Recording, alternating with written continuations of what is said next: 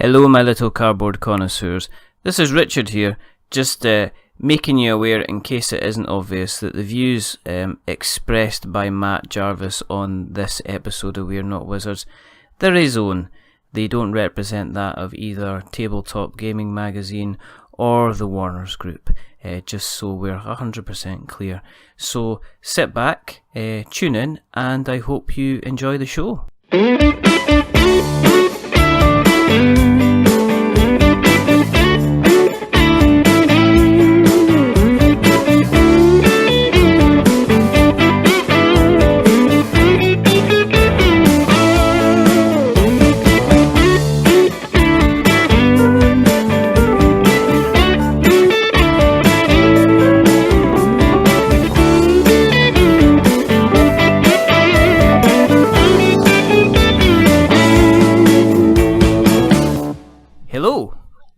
Welcome to another episode of We're Not Wizards.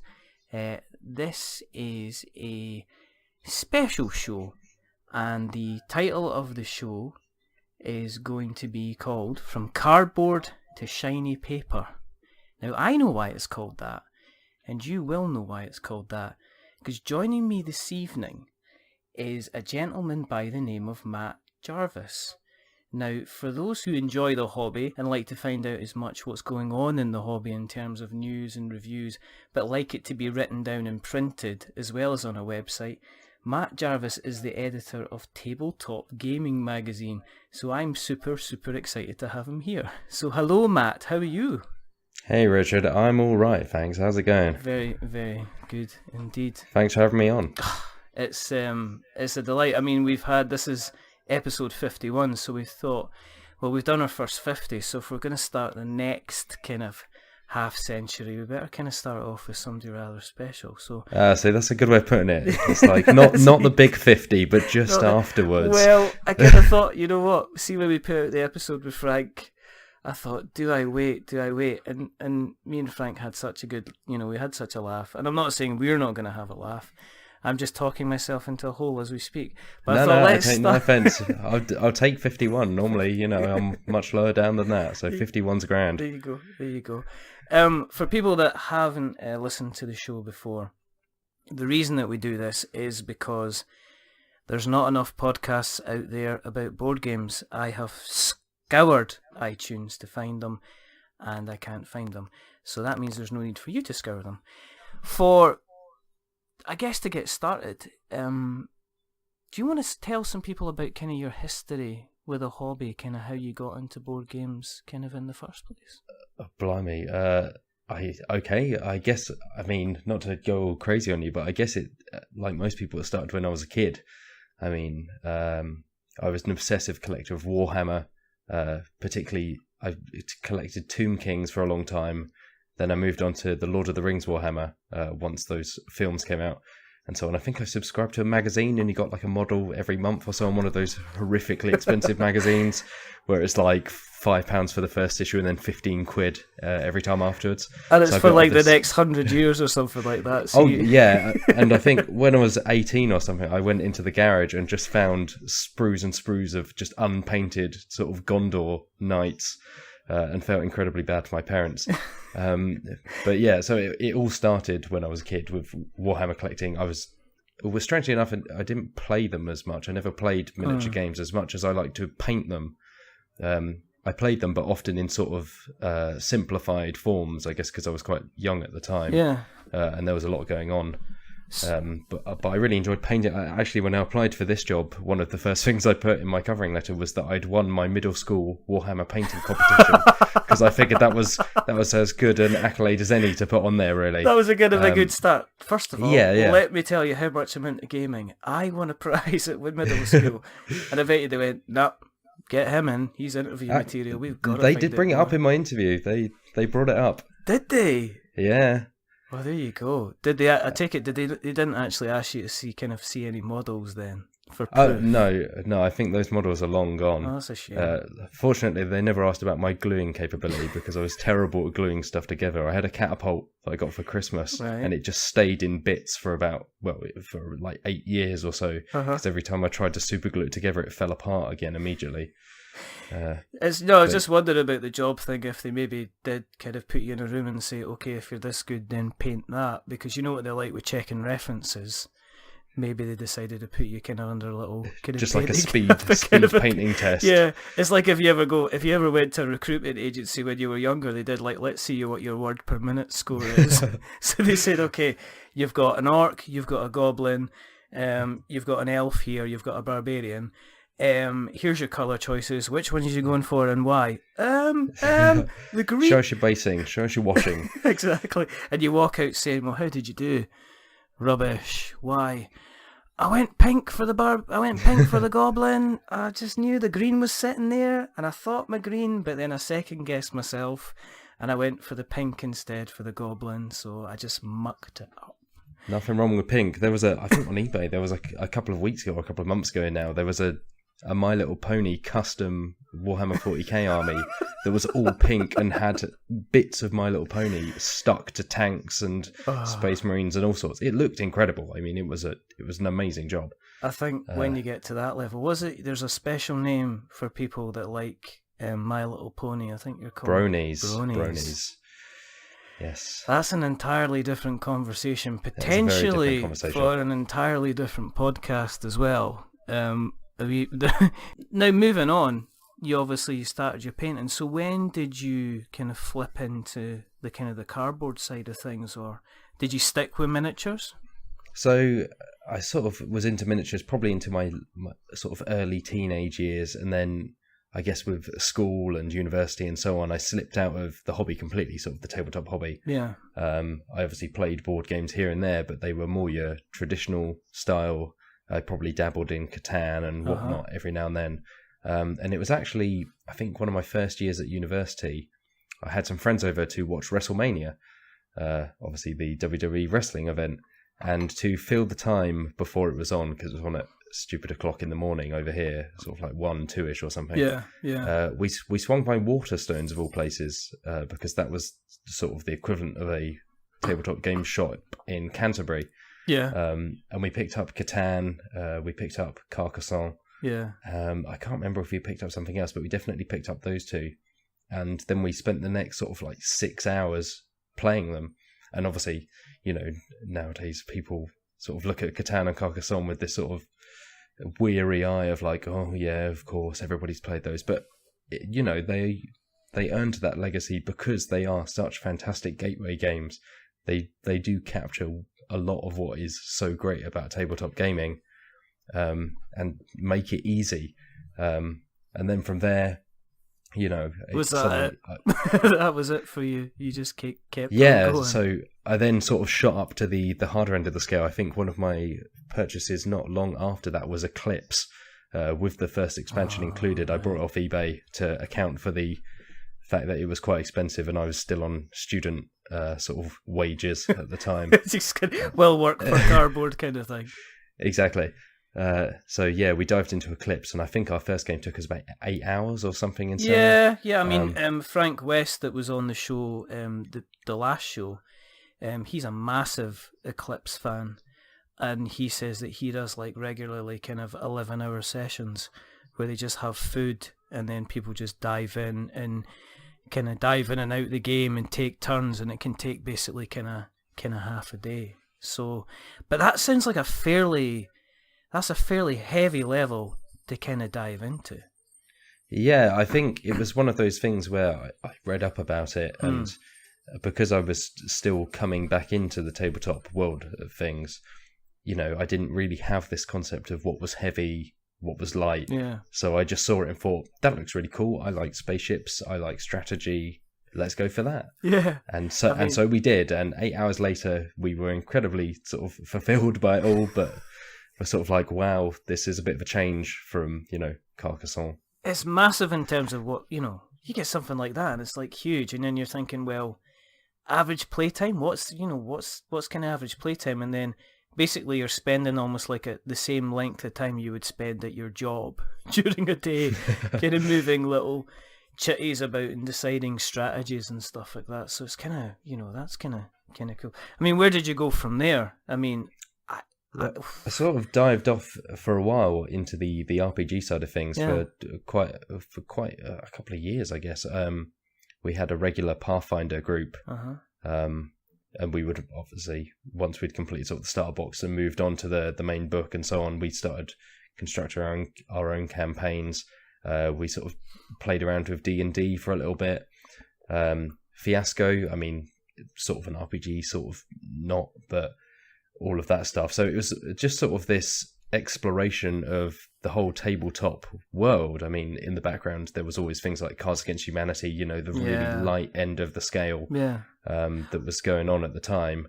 But it was just this case of, I'd rediscovered this hobby that I was completely enamored by and was just like, I want to try everything. So I was just trying everything that came my way, like Betrayal at House on the Hill, which continues to be like a big favourite. I know it's completely unbalanced, and some people hate it for that. I sort of love it for that. I mean, like, it's completely bonkers and you just sort of have to go along for the ride.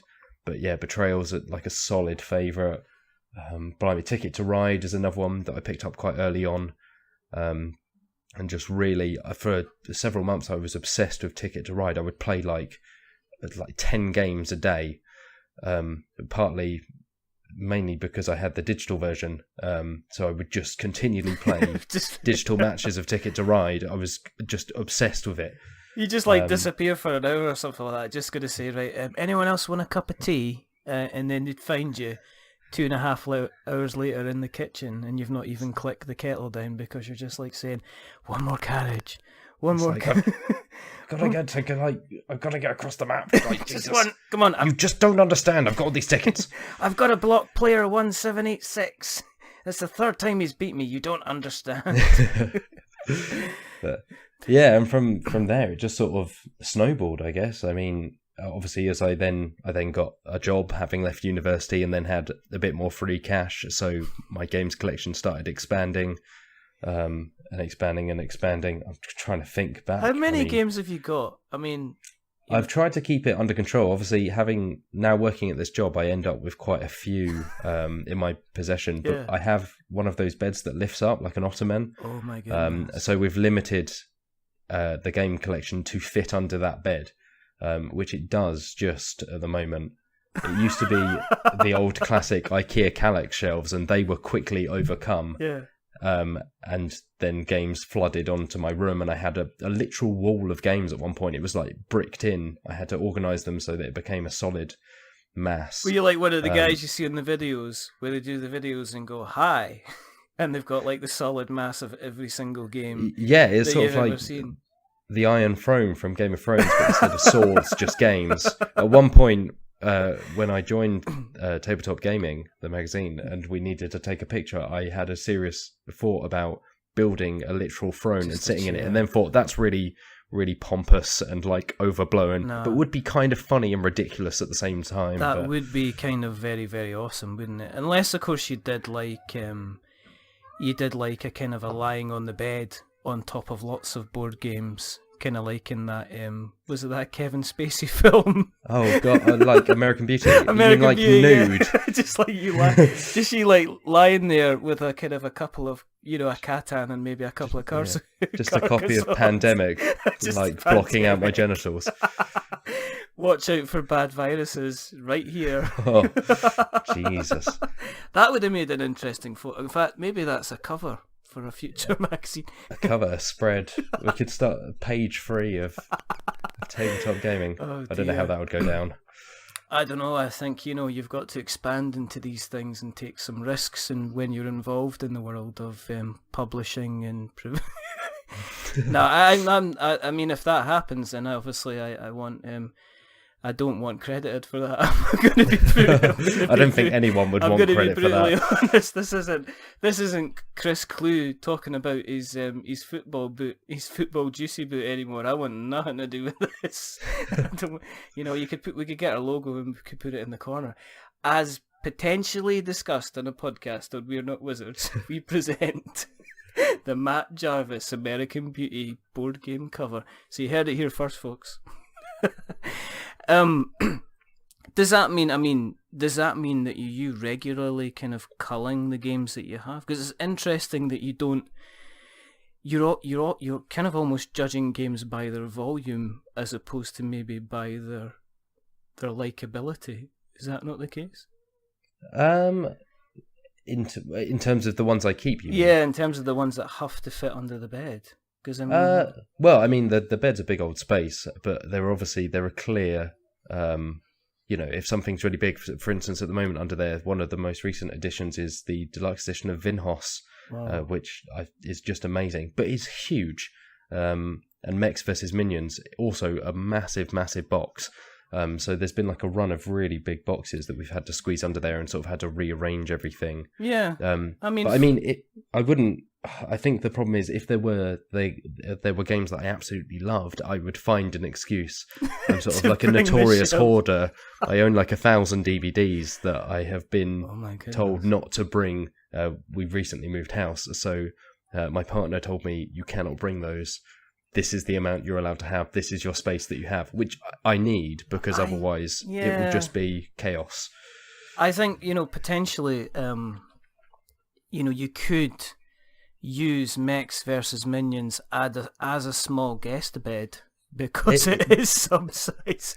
We recently got a cat, and the cat's been using the top lid as a bed, which is helped by the fact that Mechs vs Minions is fantastic. So it's been open quite a lot. So the cat has sort of helpfully taken up the lid as its own. Is the cat kind of forcing you? It's like, well, what will we play tonight? And the cat's like kind of gently coming over to you and looking at you and just points and says, well, that's it. It's like Paul the Octopus. We go, what should we play? And the cat goes and sits on a box and makes a meow, and we're going, oh, okay. Seriously, the cat. Well, I'm not surprised because I know of cats before that would just sit in front of a cupboard when they want fed and start meowing until they get what they want. So, I mean, you've now got a board game cat. Yes, yeah. Well, that's kind of fantastic. You've just dropped in kind of Vinhos and Mechs and Minions. Are there games kind of at the moment kind of floating your boat that you play on a regular basis just now? So it's a weird one. Again, before I took up this job, it was one of those things where games are obviously quite expensive and you sort of dedicate yourself to a small collection or a smallish collection of games. I think most people. But obviously with this job, I'm now having to move from game to game to game in order to cover them, in order to understand what's coming out and what's grabbing other people's interest. So I suppose it's obviously a massive perk. I'm by no means don't think that I'm trying to knock it, being able to have this amazing opportunity. But at the same time, you don't often get to spend as much time with a few games as perhaps you'd like to. No, I understand completely, because it's when it's a deadline, and I mean when it's a deadline and you have to get something right, you've got to write about something and produce some actual content for it at the same time. It's not just a case of there are board game content that is quite simply let me show you what's inside the box, and then you get the brilliant kind of instructional videos which say, okay, well let's show you how to kind of play it. Reviewing is a different thing altogether, because if you on board games, if you don't get enough time with it, if you get one bad experience, it can really, really kind of put you against kind of playing it again and again and again. So I know where you're coming from. Do you have a set routine for when you're kind of doing these features and reviews? Have you got it kind of down pat onto kind of how you'll go about looking at a new game? So I tend to play with the same group. I have quite a close group of friends who I played board games with before, but also because we're then all in the same rhythm, and because we all have quite different tastes. There are people in there who really like party games, so Exploding Kittens they absolutely love, which I'm fond of, but not head over heels in love with. Yeah. Then myself, I'm obviously more into, I guess, the strategy side of things, some of the deeper side. We do have a couple of people in there who love miniatures, and so bring that to the group. So it's a nice sort of well-rounded group. Yeah.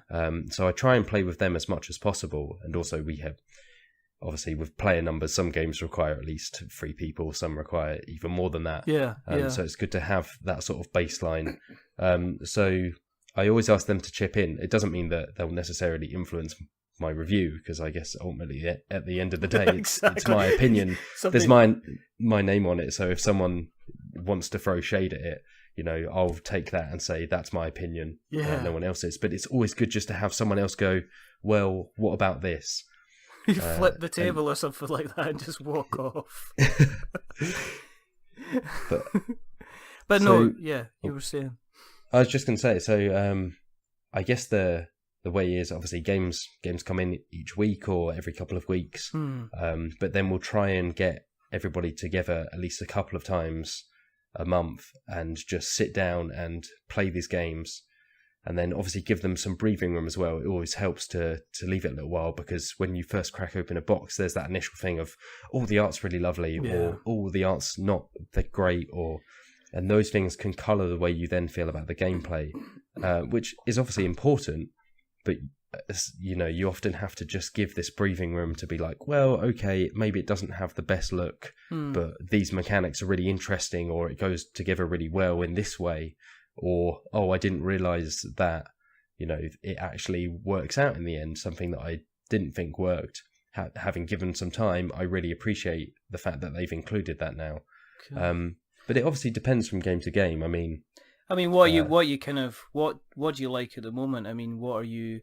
I mean, away from the job, and it must be difficult to get away from the job. Is there currently like the kind of the board game lid that you would like to settle into, like your cat, on a regular basis? Is there anything that you kind of? I guess that you're going to say, well, I'm going to play that, and then you're like, well, I've been playing that quite a few times recently. Is there anything like that at the moment? Yeah, that's actually happened quite a lot recently. So in between reviewing things for the magazine, I've gone back to, especially over Christmas, I went back to Star Wars Destiny quite a lot. I introduced quite a few people to Star Wars Destiny, which is kind of a dangerous path, because you go, you're going to really love this, but also be prepared to spend like £100 on boosters. Oh, you feel like Emperor Palpatine when you're doing that, because you are essentially the dark side. Yeah, and when you start people in Star Wars Destiny, you are seducing them down this horrendous path.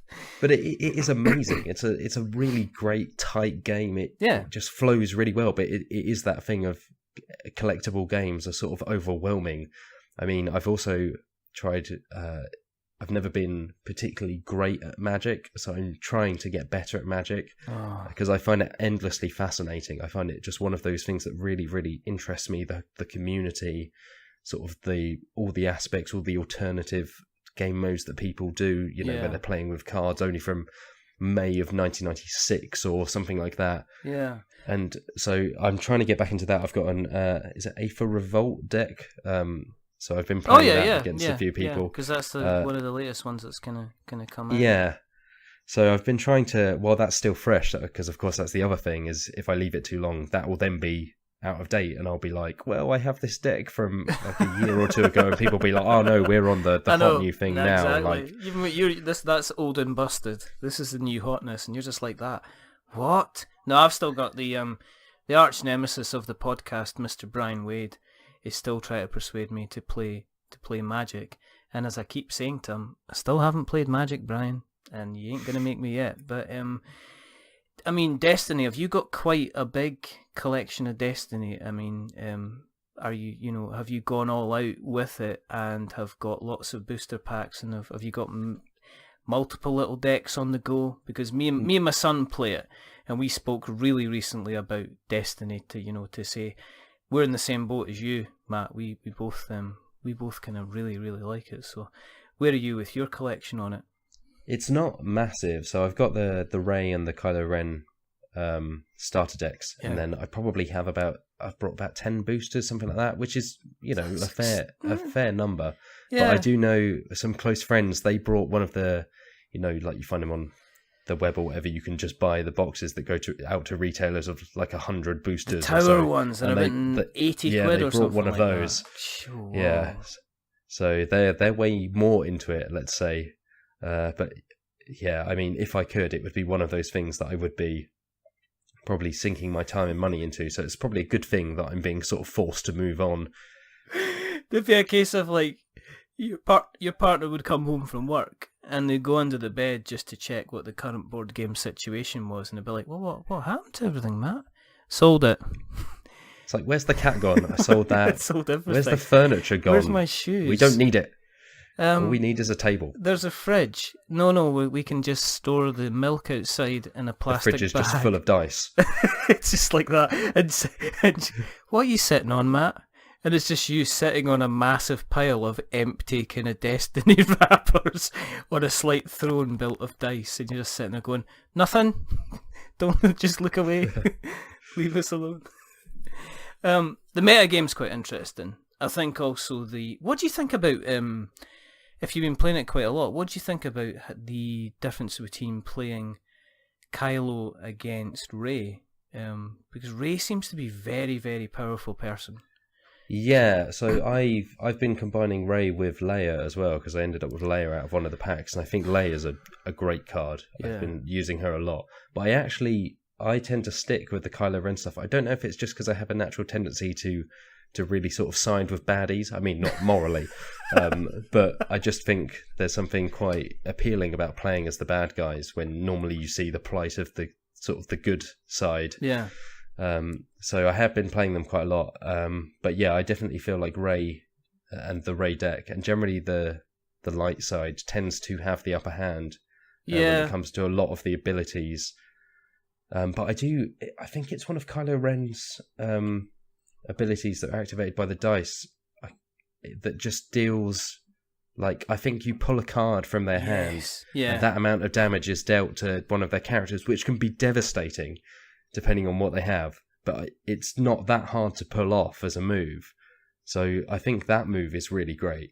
But generally I'd have to agree that I think Rey and the light side generally seem to be a little bit more sort of easy to play as. Yeah, I mean, what happens is I usually play, if I'm playing against my son, I'm usually Kylo Ren, and he's usually Rey. And we were lucky enough that one of my friends, Andy, who's getting another shout out because he's a great guy, he was the guy that went out and bought a whole pile of booster packs, and he gave us basically a pile of about 50 cards that were doubles and a collection of dice as well. So as I say, I kind of went to my son, here you go, have some Destiny cards. And he went, what? Because it was obviously about four times the actual size of the normal kind of basic deck. Which is cool. Is there? I mean, you mentioned Destiny. Is there anything else that you're going back to on a kind of like a regular basis at the moment between kind of roles? So at the moment, there's also, I think, partly helped by the fact that I've been playing the expansion for review, but Mansions of Madness, the second edition of that, I've been going back to a lot, and I think it's just brilliant. I mean, I really do like Lovecraft. Eldritch Horror is one of my favourite games of all time, and also the Arkham card game, Arkham Horror, the card game, to give it its full title. Again, one of those things where the investment, I mean, it's classic Fantasy Flight, right? You just sort of go like, oh, this is really amazing, and also that's all my money for the rest of time. Exactly. But it is really good. I mean, that makes it worse. If it was naff, I think like I wouldn't feel as bad because I'd eventually know that I was going to tail off, but it's one of those things where it got its hooks into me at the end of last year, and over Christmas I just found myself playing it and playing it and playing it. Yeah. And into this year I found myself playing it and playing it to the point where I'm like, oh god, I need to like play some of these new games at some point. I just sort of want to just play more Arkham. Yeah, no, I mean it's see, when you find a game that clicks with you, it's, you know, as I say, for me it's Armada. And I've managed to control myself from buying any more ships from Armada at all, because otherwise I would just go onto my friendly local online web shop and just say, right, I'll have all of these, thanks very much, and just end up with something that would kind of be similar to an actual size kind of Imperial fleet, which is kind of good. I mean, this, in terms of I mean, there'd be no doubt hundreds and if not thousands of people that would be kind of love to be in your position in terms of kind of like the games in general, you know, being involved in the board game industry. I mean, 2016 was a fantastic year. I mean, looking back, you know, we had your size of this world. We had the sad news obviously about Fantasy Flight and kind of Games Workshop. But going forward, Kickstarter seems to keep growing. The industry seems to keep going. We actually seem to get guys. I mean, we've got guys. We've got games like Mechs vs Minions coming out, which are from really big studios producing kind of high quality stuff. And then, I mean, we've got the next level of Pandemic Legacy is going to be coming out as well. So is there anything that you're kind of looking forward to yourself to maybe you'd like to kind of get to the table? I mean, Pandemic Legacy, the first season I still think is probably the best game I've ever played. I mean, everybody says it, but it's sort of for a reason. It's just, I mean, it's astounding, the first season. And I'm also one of those weird people that really enjoyed Seafall. I mean, I gave it an Editor's Choice badge in the magazine, and people didn't agree with me, let's say, when I put up the review online. But I stand by it and still think, for all its flaws, Seafall is something really, really special. You gotta love the armchair critics, though, isn't it? You have no idea how to play this game. Actually, I did, and probably played it in concentrated amounts of time. So, yeah, Seafall was, I think, for some reason people just didn't gel with it, or didn't think it was the best game ever, or thought it was scaled back. It's fair enough. I mean, like I say, it has problems. It has big problems, let's say. And I think, obviously, the amount of hype behind it didn't help at all. It sort of rode in on this unconquerable wave that was Pandemic Legacy. And, I mean, I can't even imagine what it must have been like to be Rob Daviau. No. Because, I mean, you can tell it's made with a lot of thought, a lot of care. It just didn't gel with people, and that's fine. I mean, people have different interests, but I still feel like it is a heck of an achievement for board games. Just maybe not to the same degree as the first Pandemic Legacy, but just one of those really special board games that you sort of just remember. Like I played it several months ago now, but I still think back to it and just think, that was just a really cool experience. And I mean, it's not like you get like 3 board games a year. You know what I mean? It's not like here's your 3 board games for this year, so everybody's got the right to kind of like say, and pitch in and get angry about stuff. There are hundreds of board games getting released every year, so if you don't like one, you can kind of, move on. Similarly, if you like one an awful lot, you don't have to turn it into kind of your hill to die on, if you know what I mean. Exactly. People like stuff. It's one of those horrible things that people might like stuff that you don't like, and vice versa. Otherwise, the world would just be, a little bit more of a dull place. But I mean, is there anything else that you've seen? Well, you'll know, won't you? You'll have a list and saying, right, okay, and stuff that you can't talk about. But is there other things that you're kind of excited for 2017 that you've heard about? I'm really intrigued about the Dark Souls board game, actually. Yeah. I come from the world of video games journalism. Yes. So I encountered it while I was still in that world, and then have jumped across, sort of following it, this sort of strange transition alongside Dark Souls of all things. But I backed it on Kickstarter, and I'm just intrigued. I've seen it at shows and sort of seen how it comes together, but I'm really interested, especially having played Eric Lang's Bloodborne card game, which is a very different game. Yeah, what did you think? What did you think of that? I'm interested in your thoughts on that. I've really, really enjoyed it. I wasn't sure at the start. I think it doesn't. The strange thing about it is it doesn't capture all of Bloodborne exactly. It's sort of this strange meld. It gets the combat of Bloodborne right. It has this real sort of one more hit mentality to it, where you're like, can I get in another hit to obviously get these blood echoes and to get the treasure in order to win? Can I risk that? And often you find yourself just getting, steamrolled by these monsters. But I felt it did that stuff incredibly well. Where it's a little bit strange is in the atmosphere, because it's just a really hard thing to capture the gothic sort of oppressive nature of those games. And I think the Bloodborne card game doesn't necessarily do that, because it's quite quick, and because death has a penalty, but it's not a huge penalty. Yeah. Depending on where you're at, I mean, you can obviously build up lots of blood echoes and lose them, but because you're forced to refresh and go back to the Hunter's Dream every 7 cards or so, when you've almost used up your deck, you're not going to lose a huge amount. Yeah. But I do think it really did the combat well, and the way it blended sort of if it had just been the card combat on its own, it would have been like a solid, enjoyable game. You would probably play it once, maybe twice, and be like, okay, I've sort of had my fill, I see what it's doing.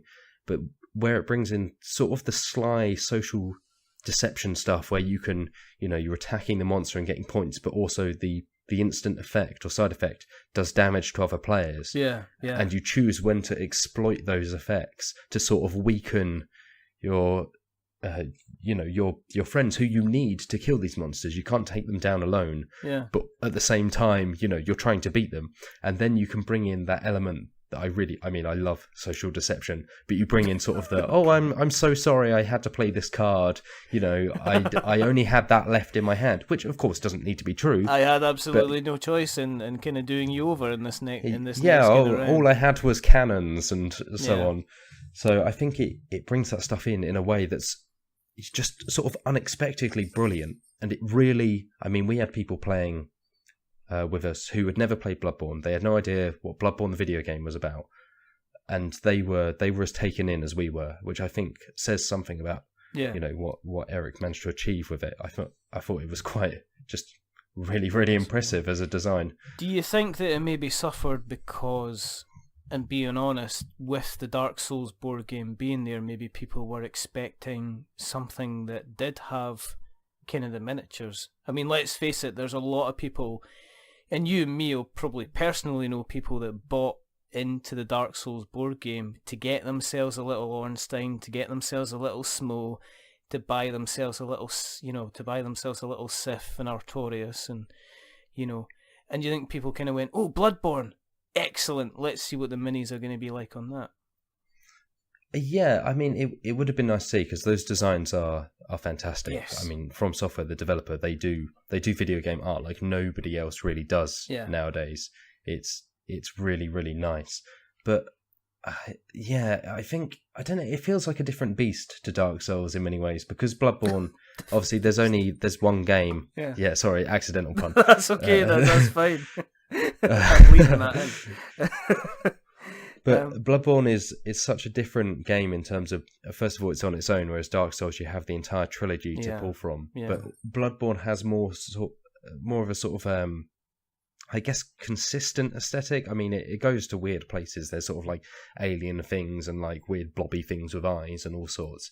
But in many ways, they're sort of overcomplicated. And I think as minis, they wouldn't necessarily work because, you're not talking about war game miniatures here. You're talking about board game miniatures, which can be really nice, but are never really super high quality. And I think a lot of that intricate design in Bloodborne, all the hair on these werewolf style monsters, all the extra eyes, as I say, that would be lost. Whereas with Dark Souls, you have that, people sometimes criticize Dark Souls for essentially just being people in armor, being knights, but that works in miniatures because you have flat surfaces, you have sort of this sheen and these smooth round edges that you can then craft quite nicely into these. The minis look really nice. Again, you're talking about a board game, not a war game, although it's pricey, it's not extravagant, some might say, but you're still getting a decent quality out of it. So I think that makes a big difference, and I think they made the right call there. I think it'll be interesting to see it. What I'm interested to see is, and I've said this a couple of times now, is the mechanics. Because I am a big Dark Souls person, and there's a whole group of us that I know that we are all big Dark Souls people, and we've all backed the game, and we're interested to see kind of what happens with it. What are they going to do with the mechanics? Because the main thing is, yourself about Dark Souls is the mechanics, and if they don't manage to get that maybe as right, then there might be a couple of people that'll be kind of disappointed, but we shall have to see. Anything else that you have kind of thought, that looks maybe a bit interesting as well? I haven't managed to get a copy of Gloomhaven yet, but I really would like to get a copy of Gloomhaven at some point, just to see what's going on. You and me both. I've now seen people actually starting to sell them on various kind of Facebook groups, and I think, unlike normal, where you'll get somebody saying, and here is my kind of others seven sins kind of pledge, and I'm going to ask for X amount of money for it. I think I've seen one saying, okay, I'm going to here's my copy of Gloomhaven, and they've said it's £300 they want for it. My God. And they had to run and hide because the comments, wow, it was like, yeah. I mean, you've been in the video game industry. You can imagine what the comments would be like when you put a post up like that. Any comments section, Yeah. I think. Yeah, but yeah, so that was kind of an interesting chat. I think the moderator came in and went, listen, if people miss the Kickstarter, then that's their kind of lookout. They should have done it at the time. If the guy wants to offer it at a price, then that's fine. So, yeah, I think, I don't know if you've heard, but I believe, and you're probably more in the know than me, but I believe Gloomhaven's going to be going to a second Kickstarter campaign in order to do the reprint, which is interesting. Yeah, I think it's a strange one as well because Isaac Childress, yeah, he's also got plans. I mean, I think originally planned to do the Kickstarter for Founders of Gloomhaven this month or next month. Yeah. And I guess that's obviously now being pushed back by a little ways. Yeah. But it's this just a really intriguing thing where he clearly has this big vision for it. Yeah. Where you've got Gloomhaven, which is the co-op, legacy game essentially, and then you've got Founders of Gloomhaven, which is more of your worker placement competitive spin prequel thing. Yeah. And it's just interesting to see people do. I mean, those aren't necessarily brand new concepts, but they're sort of delivered in such a way that I haven't really seen a lot. I mean, no. It certainly happened in the past, but I'd never really seen it. Did you see his previous work, Forge War? No, I'm not familiar. Forge War, we did an episode about it way back at the beginning of the podcast, and it is a worker placement game where you do worker placement, but then the worker placement allows you to weaponize your character, and then you go off on quests. So it sounds quite similar to the kind of the Gloomhaven kind of Legends kind of worker placement kind of thing. But Forge War's a very, very good game, and me and Colin had a lot of fun with it, so it's worthwhile checking out. Have you looked at Charterstone?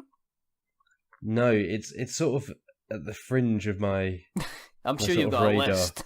Yeah, there's a lot coming in, but it's definitely on there. Yeah. I mean, it's just one of those things where, I mean, yeah, there's so much coming up, and then obviously just things piling on. I mean, there was the Batman. I mean, we're having Toy Fair at the moment, and there's stuff coming up. Obviously, Gen Con and so on. Not that far from now, but there was Monolith's working on a Batman board game, yes. And there's like new versions of Codenames coming, and yes, there's just suddenly this explosion and.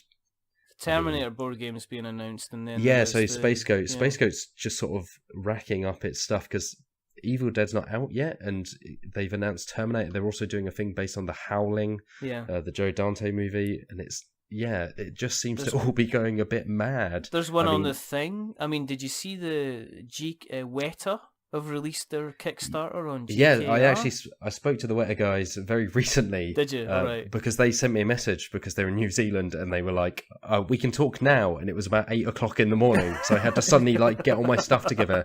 And the guy, they were lovely. The team over there is absolutely lovely. And they were like, it's 10 o'clock at night over here. And I was like, it's like 8 in the morning here. How's this going to work?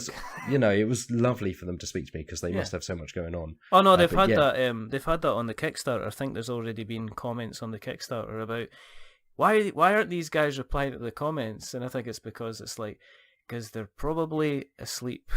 That's why. Yeah, but I mean that stuff looks incredible. I mean, Weta, I'm a film buff. I mean, Lord of the Rings. One of my favorite. Yeah. Who doesn't love Lord of the Rings? But come on, bring me your fire if you don't, kind of thing. But yeah, I mean, you're, as you said at the top of the show, one of the first things you had is you went out and you got lots and lots of these Lord of the Rings minis. So I mean, this must be kind of like double excitement for you at the moment.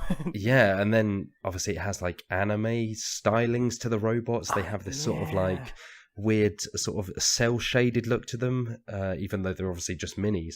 But they have this real distinctive bright colours, very 80s sort of Gundam, or not necessarily Transformers, but this real sort of Japanese styled look to them and then you have all the sponsorship on them, and it just looks.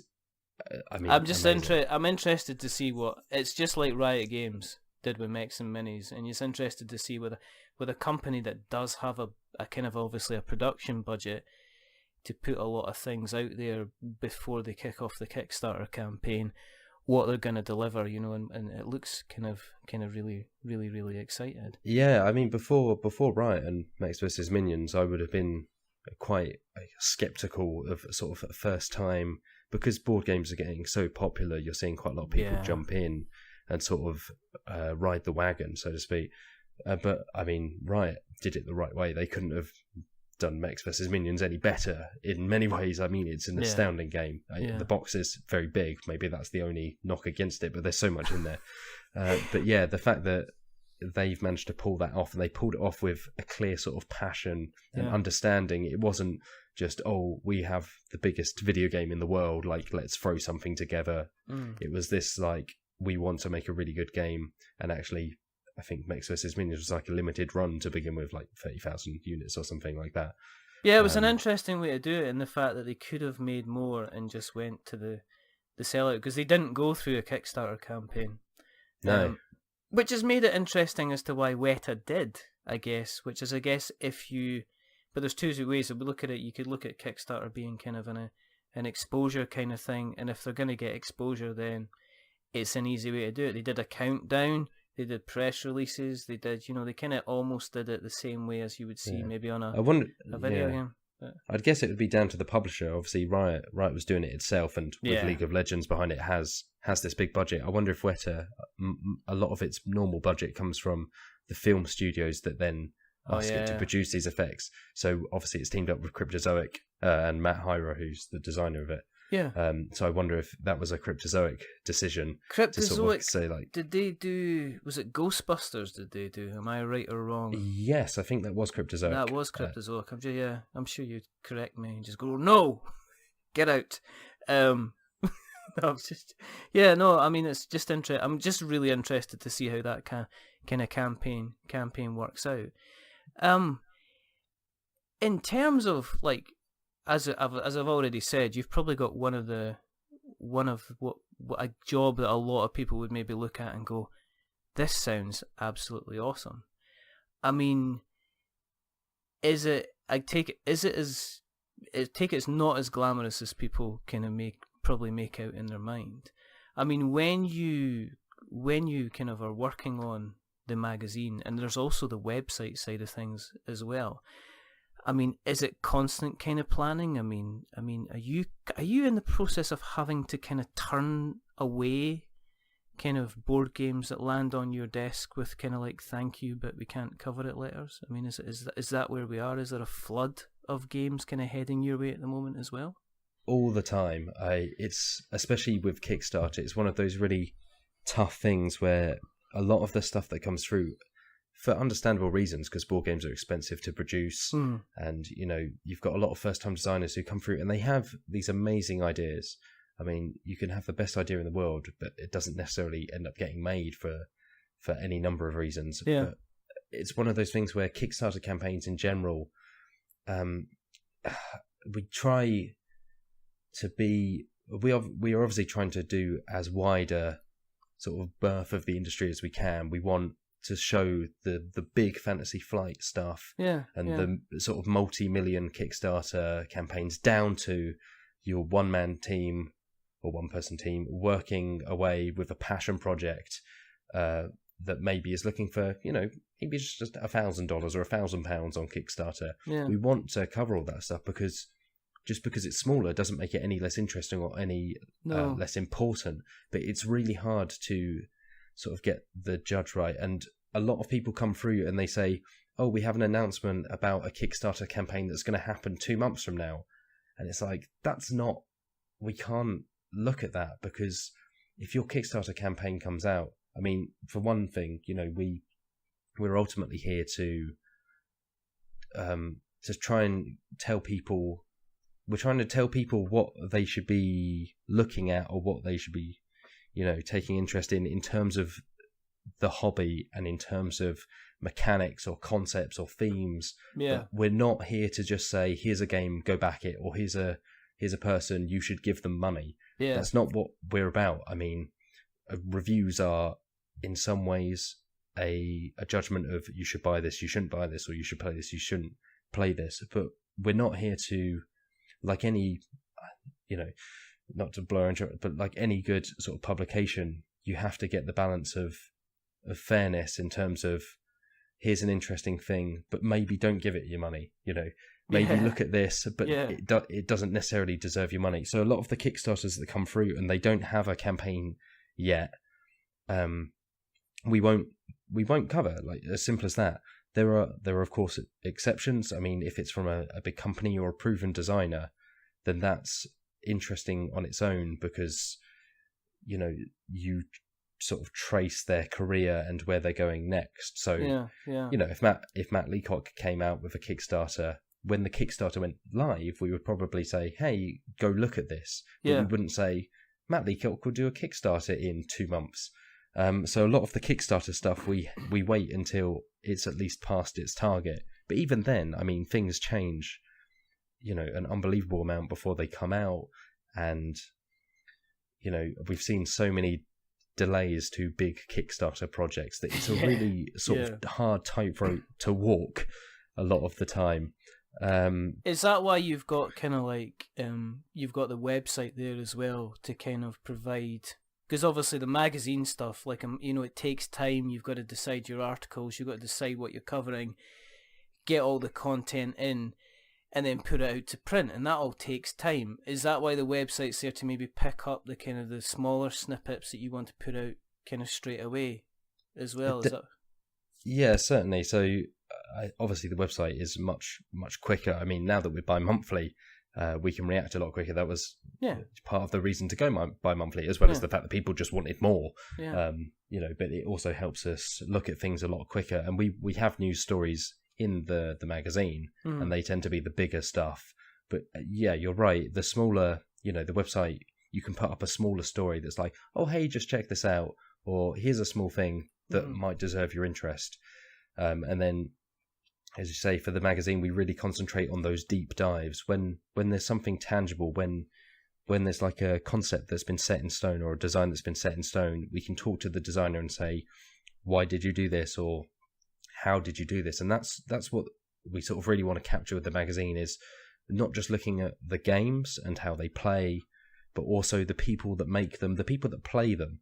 And this, as I say, sort of all across the industry, but also on every level, from sort of the complete game on the shelf and the people that sell the games, down to here's the conception of a game, here's how an idea gets turned into a working game. Because especially with Kickstarter, people don't necessarily understand. It's getting better and better as Kickstarter gets older. And people use it more, but people still get, and I'm not saying it's wrong, but people still get very upset if something's delayed, or if something doesn't turn out quite as it was promised. And part of this is, just throwing a light on how it's really bloody difficult at the end of the day to get a board game made. They're incredibly popular, and you can sort of cite these Kickstarter projects that make millions, but they're still really, really hard. If you just have an idea and you take it to Kickstarter, you'll probably not get any money for it.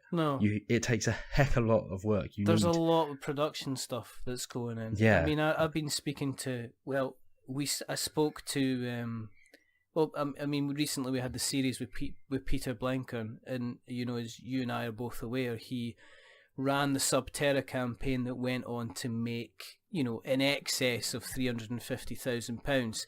To him, that was just like, that's amazing.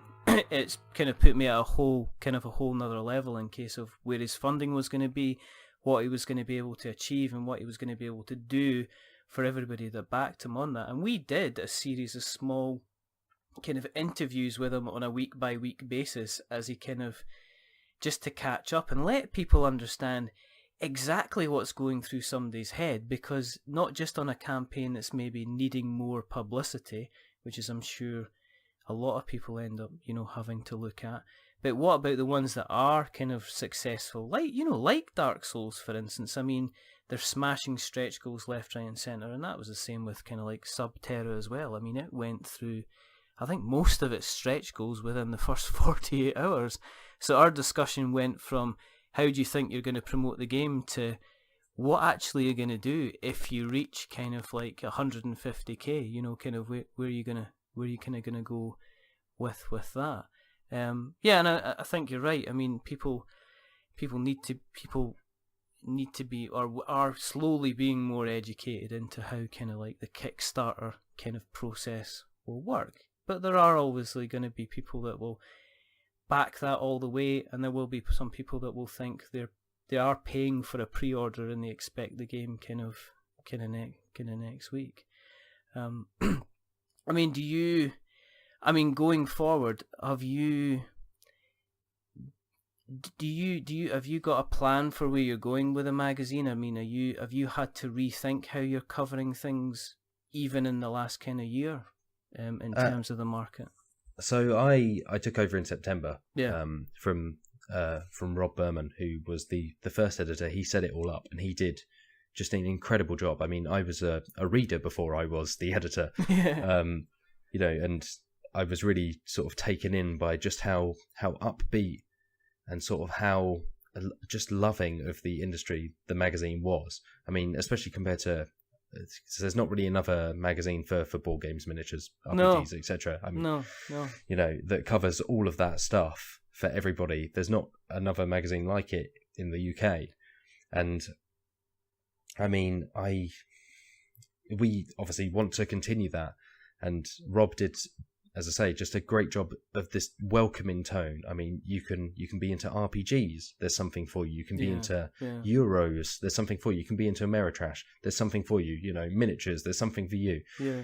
And that, we only have so many pages, and so obviously that those scales shift a little bit each time. Yeah. But it's striking that balance. But there's also as I say, this, I can't speak for Rob, but for myself, like I say, I just find the idea of speaking to the people behind not just the games, but also, people that play these games professionally at national competitions. How did they get into that? Why that game? Yeah. Just these stories of people, because anyone can read the blurb on the back of a box. Anyone can read the description on Board Game Geek. Anyone can sort of, read the instruction manual and just go, oh, here's the mechanics. Yeah, exactly. Here's how it works. Yeah. But it's understanding how, that all comes together to, like, this sounds like really pretentious and so on, but it's not just, here's how you play the game. It's like, here's the experience. Here's how you feel as you play a game. No. Here's like the sweat that builds on your brow because, like, oh Christ, they're turning over a card and it could be this card, or oh God, you've got to roll these dice and you need X number of successes to pass. It's those moments and the way people react to those, the way people make those, that I think is sort of most interesting.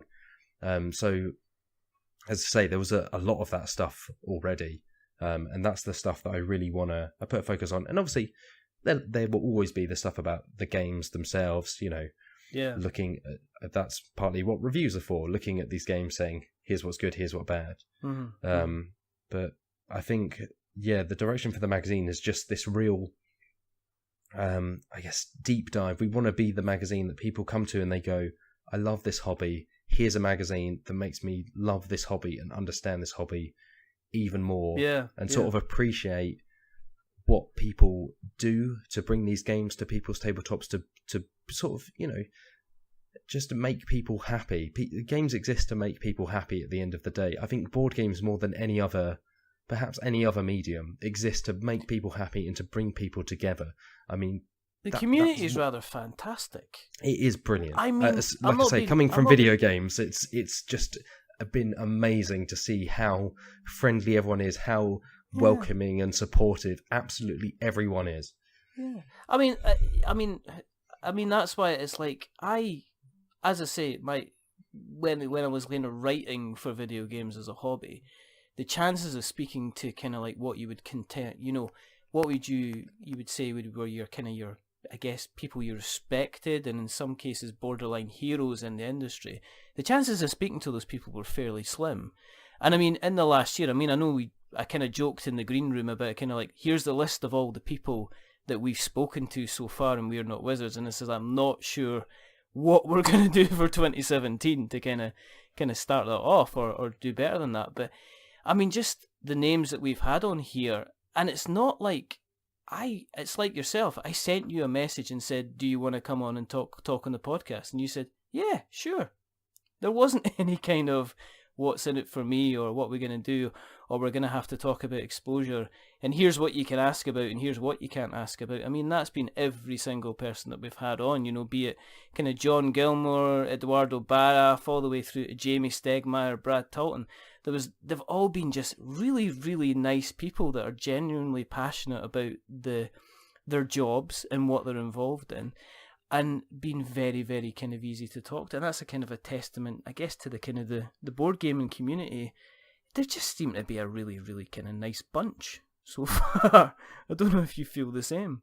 No, yeah, that's exactly it. I mean, in my first couple of weeks, you know, I'd be like, oh my God, you know, I'm in charge of this now. What the heck do I do? So it's like, okay, you know, let's think of the games that I enjoy and let's work out from there.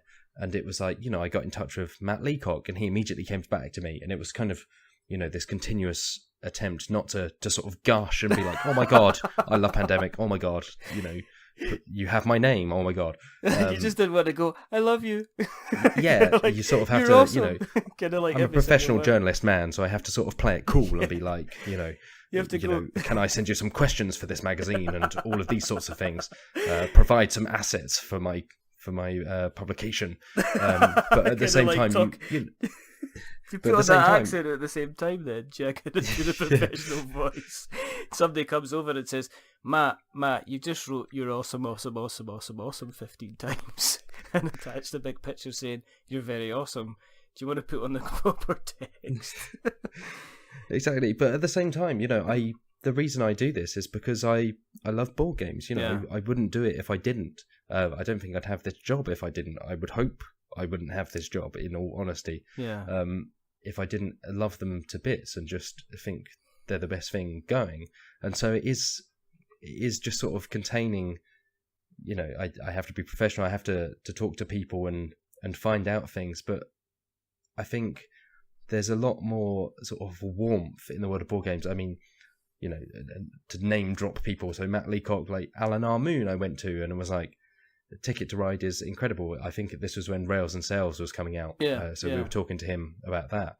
But again, he just came straight back to me. He sent me a picture of him stood on a train. And I was like, oh my God, that's incredible. And just everybody I've gone out to, I've had some people say, oh, I'm really sorry, I can't do it. But I think very, very rarely have I had no response, or I don't think I've ever had a rude reply from anyone. And it's the same with, as you say, it's the same with all the writers. I mean, I have to give just a bucket of credit to the other writers on the magazine, both the ones who have written in the past, who I read, and the ones who I'm working with now, who I also get the pleasure to read. But they were just such amazing writers, and they just are so passionate and so, I guess, obsessed with just digging out the corners of the industry and looking at these fantastic stories and just, talking to equally fantastic designers and publishers, and together it just makes for what I would hope is just a lovely, great big hug of a magazine where you read it and just feel good.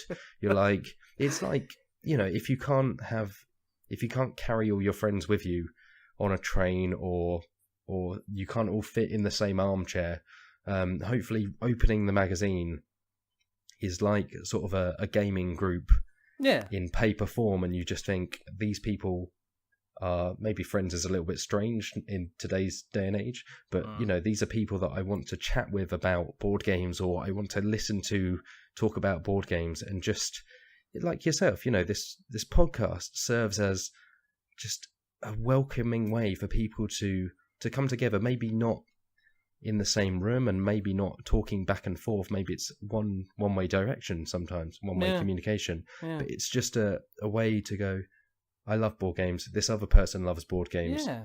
Everybody loves board games. What a fantastic time. No, I mean, I would seriously say, like, listeners and things like that, I've made a lot of friends in the last year since we started the podcast, because people went, oh, that's cool. Do you fancy having a chat sometimes? Like, yeah, come on. I mean, we'll speak to anybody on the podcast about any kind of game going, but it's always great to hear, like, and you're no different as the kind of the passion that is kind of out there, as you know, for the hobby. And I'm conscious of the time, and I'm keeping you far too long, and this has been... That's fine, keep me as long as you want. You know, for people who for whatever reason, and we never judge, but they haven't picked up the magazine or looked at the website, I mean, where's the easiest way and the best way to kind of get hold? Because you can get the magazines pretty much most places nowadays, isn't it? Yeah, we're actually international, so obviously I assume most of the people listening will be UK, but we are around the world. We're over in the US, we're even down in Australia, we're like up in Canada, Sweden, I think a lot of Europe is covered. But in the UK, you can find us in obviously all good retailers, but the best way, I would guess, is just go to the website. To plug it, it's tabletopgaming.co.uk, and there you can obviously find our news, which is the latest up-to-date stuff. But you can pick up the latest issue if you just want to check out the latest issue. You can pick up a subscription if you want to support us like that. That's amazing. Try one issue, then subscribe. Just do what you feel is best. Hopefully, you love the magazine enough to stick with it. I'm not going to press you into it. I just want to get the word out there, and it's fine. It's fine. Because it is a good magazine. It reminds me of and I'm an old man, but it does in some ways. It reminds me of the days of kind of like Edge magazine, and also things like kind of like your Mean Machines of this world, and Play as well, the old kind of Super Nintendo magazine, because it's like different. There's a whole load of passion behind it. There are kind of interesting articles, and and it's weird to say that if you'd said to me 3 years ago, there's going to be a kind of a magazine for board games, and it'd be like, nah, there's not, kind of thing, because it would never, who would have interested in launching a kind of a magazine, but it's doing well. It seems to be growing from kind of strength to strength.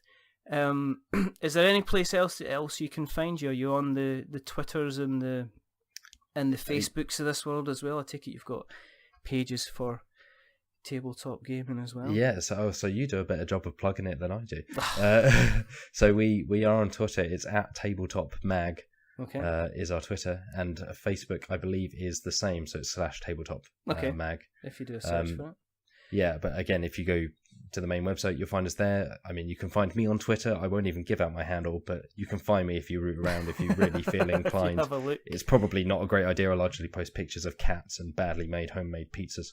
You are then 98% of the internet. Exactly.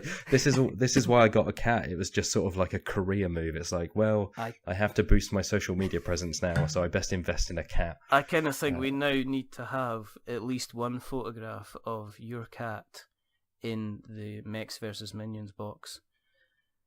It will happen. It has to happen. I'll send you one after this is done. I might consider actually using it as episode art.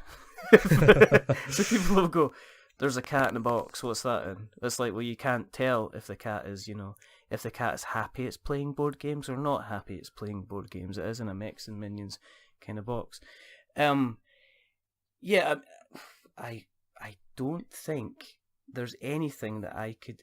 Well, there's maybe a couple of things I can say, but if you want to kind of keep an eye on what we're up to, we are also all over the internet. You can find us on Twitter at We're Not Wizards. We're on Facebook at We're Not Wizards. We're on Instagram at We're Not Wizards. You can find our website, which is we'renotwizards.com. You can email us, which is magic at we'renotwizards.com or .co.uk. Matt, listen, thank you very, very much for taking the time out to speak to us. Thank you for inviting me on. It's been a pleasure. I really appreciate it. Yeah, no, it's I really appreciate kind of you spending the time to chat away. There is obviously 2 more things that we have to do. The first thing is to remember that we are many things, but we're not wizards. Are we wizards, Matt? Definitely not. Definitely Never wizards. Never wizards. We take trees and we turn them into magical pieces of paper that have information about a fabulous hobby, but we're not wizards. And the second thing to do is to say goodbye to all the listeners out there. So it's a goodbye from Matt.